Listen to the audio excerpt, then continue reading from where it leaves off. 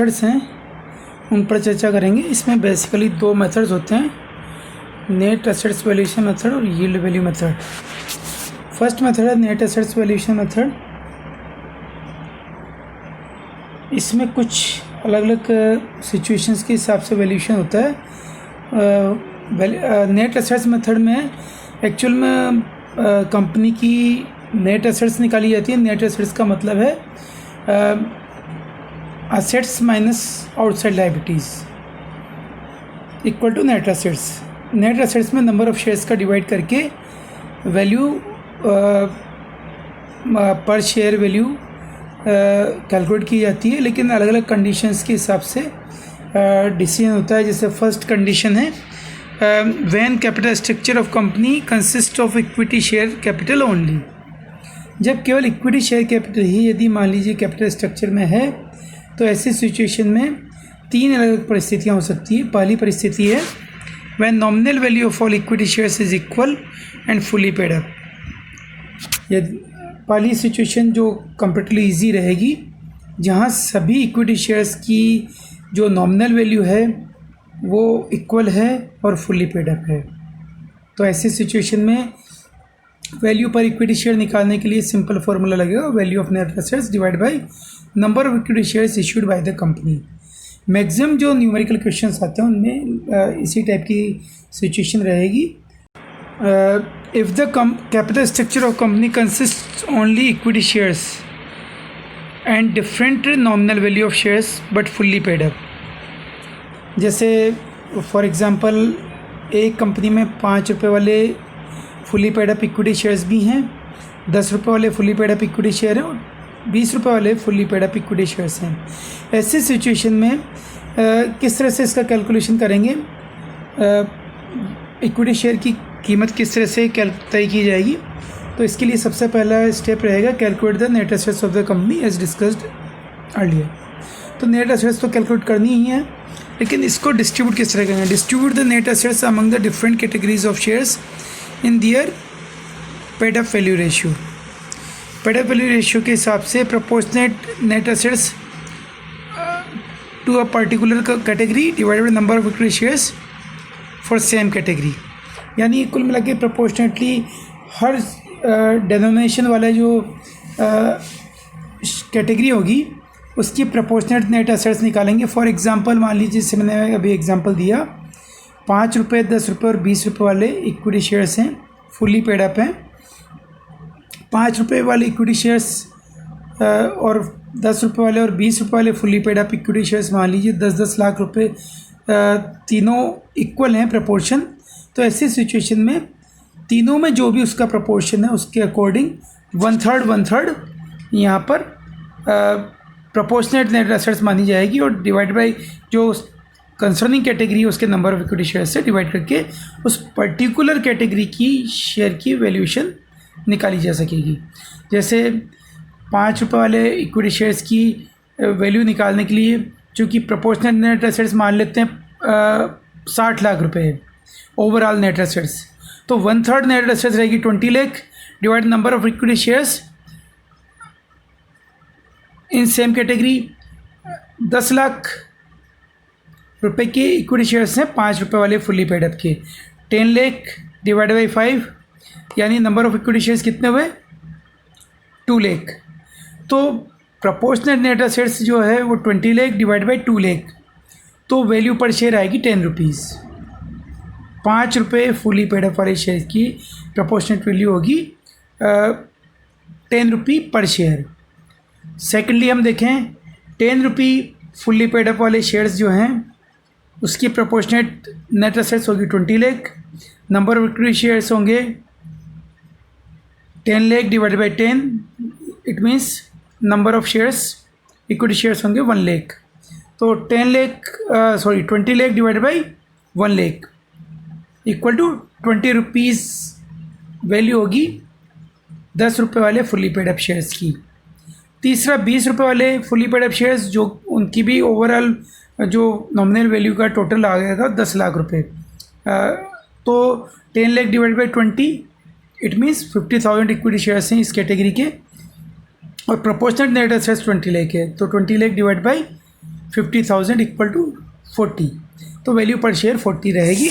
तो इस तरह से ये कैलकुलेशन इस सेकंड केस में होगा। अल्टरनेट वे में हम अलग अलग डेनोमिनेशन के शेयर होने की स्थिति में हाईएस्ट नॉमिनल वैल्यू वाले शेयर्स के इक्विवेलेंट शेयर में कन्वर्ट कर देंगे सभी शेयर्स को, और उस प्रकार से वैल्यू पर शेयर निकालेंगे हाईएस्ट डिनोमिनेशन की, और जो दूसरे डिनोमिनेशन जो लोअर डिनोमिनेशन के जो शेयर्स हैं उनको प्रोपोर्शनलिटी वैल्यू एलोकेट कर देंगे।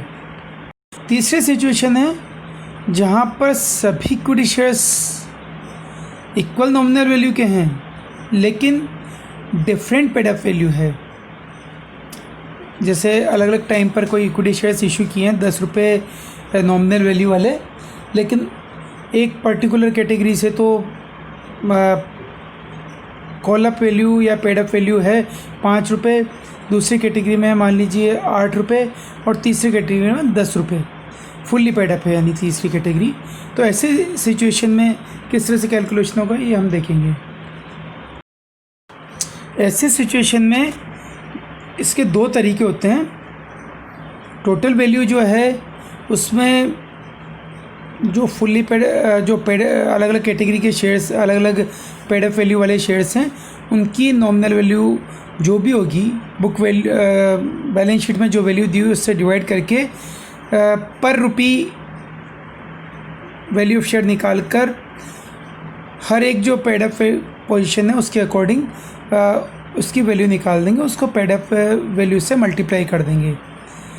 और एक तो तरीका ये है। दूसरे में जो ज़्यादा लॉजिकल तरीका है उसमें नोशनल कॉल मानते हुए जो पार्टली पेड अप शेयर्स हैं उसकी नोशनल कॉल मानते हुए उनको नोशनल कॉल को नेट एसेट्स में जोड़ेंगे, और इस तरह से ये मानते हुए कि सभी शेयर्स फुल्ली पेड अप हो जाएंगे नोशनल कॉल के बाद, और उसके बाद वैल्यू निकालेंगे।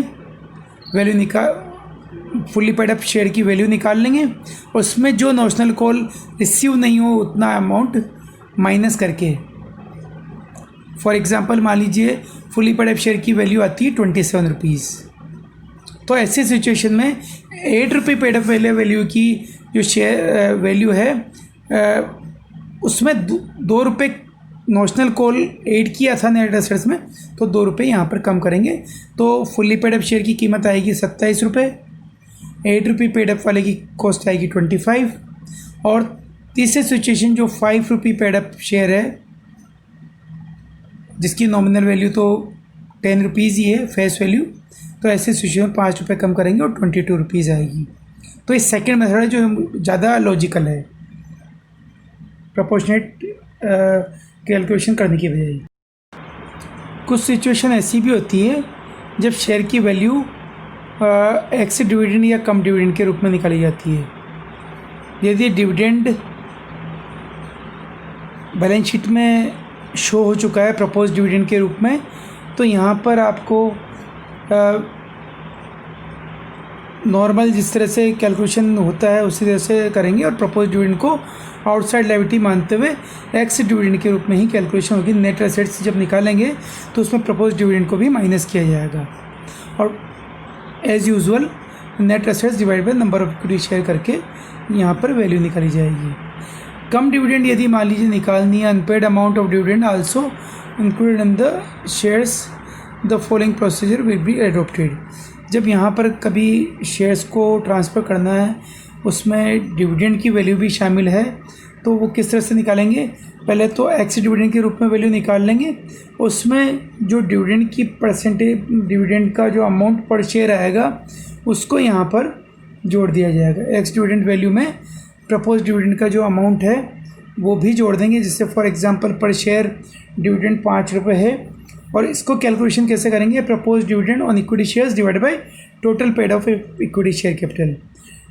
तो यहाँ पर ये तो परसेंटेज टर्म्स में निकलेगा, लेकिन नंबर ऑफ इक्विटी शेयर से ये डिवाइड किया जाए तो ऐसी सिचुएशन में पर इक्विटी शेयर कितना डिविडेंड दिया गया है ये पता लगेगा, और एक्स डिविडेंड वैल्यू जो ऊपर कैलकुलेट की गई है उस तरह से कैलकुलेशन करने के बाद उसमें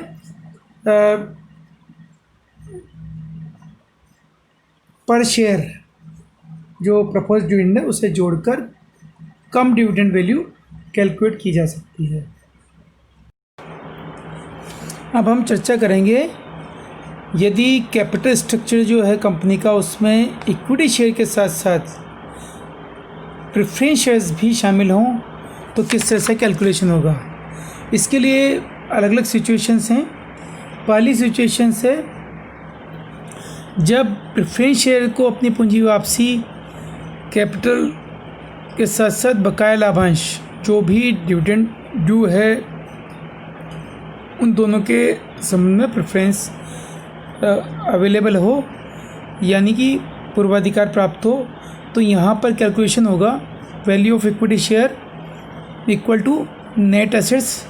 इक्विटी शेयर की वैल्यू जो होगी, क्योंकि प्रेफरेंस शेयर होल्डर्स को पहले से पूर्वाधिकार है, तो ऐसे सिचुएशन में इक्विटी शेयर की वैल्यू निकालने के लिए नेट एसेट्स में से प्रेफरेंस शेयर कैपिटल और arrear of preference share dividend दोनों ही माइनस करेंगे, या net assets related to equity shares ये यहाँ पर कंसिडर करेंगे और नंबर ऑफ इक्विटी शेयर से डिवाइड करके value per equity share calculate की जाएगी।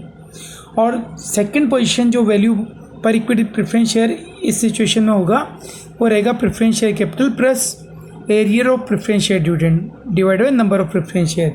तो प्रेफरेंस शेयर की वैल्यू कुल मिलाकर उसकी प्रेफरेंस शेयर कैपिटल की जो भी फेस वैल्यू है प्लस एरियर पर शेयर एरियर जो भी है उसके बराबर प्रेफरेंस शेयर की वैल्यू आएगी। सेकंड सिचुएशन है जब प्रेफरेंस शेयर को केवल कैपिटल में ही कैपिटल वापस प्राप्त करने का ही पूर्वाधिकार है, लेकिन लाभांश जो डिविडेंड है उसके बारे में कोई पूर्वाधिकार नहीं है। लाभांश तभी उनको मिल सकता है जब कोई बैलेंस बचता है, यानी उनको फर्स्ट राइट नहीं है। तो ऐसी सिचुएशन में value of equity shares equal to net assets minus preference share capital divided number of equity shares, यानी जो ऊपर हमने देखा था फर्स्ट मेथड में वहाँ area of preference share dividend भी माइनस किया गया था वैल्यू ऑफ इक्विटी शेयर निकालने के लिए, लेकिन क्योंकि यहाँ पर फर्स्ट राइट नहीं है प्रेफरेंस शेयर होल्डर्स को, तो इसलिए यहाँ पर डिविडेंड माइनस नहीं करेंगे, केवल प्रेफरेंस शेयर कैपिटल ही माइनस करेंगे नेट एसेट्स में से, और जो नेट एसेट्स बिलोंग करेगी इक्विटी शेयर होल्डर्स को उसमें नंबर ऑफ इक्विटी शेयर्स का डिवाइड करके वैल्यू निकाली जाएगी इक्विटी शेयर की। और प्रेफरेंस शेयर की वैल्यू निकालने के लिए एरियर और प्रेफरेंस शेयर डिविडेंड को नहीं जोड़ा जाएगा इस सिचुएशन में। थर्ड सिचुएशन है जब प्रेफरेंस होल्डर्स को कैपिटल पूंजी वापसी का तो पूर्वाधिकार नहीं है, लेकिन डिविडेंड की जो बकाया है एरियर ऑफ डिविडेंड है उसके लिए पूर्वाधिकार दिया गया हो, प्रेफरेंस दी गई हो। तो ऐसे सिचुएशन में इक्विटी शेयर्स की वैल्यू निकालने के लिए, क्योंकि जहाँ पर पूर्वाधिकार है प्रेफरेंस है वो माइनस कर देंगे, net assets minus arrear of preference share dividend divided by number of equity shares plus number of preference shares. तो नंबर ऑफ इक्विटी शेयर और प्रेफरेंस शेयर दोनों के टोटल करके इक्विटी और प्रेफरेंस शेयर दोनों की वैल्यू निकाली जाएगी, क्योंकि दोनों को ही कैपिटल एक साथ प्राप्त करने का अधिकार है, इसलिए यहाँ पर इस तरह से कैलकुलेशन किया जाएगा।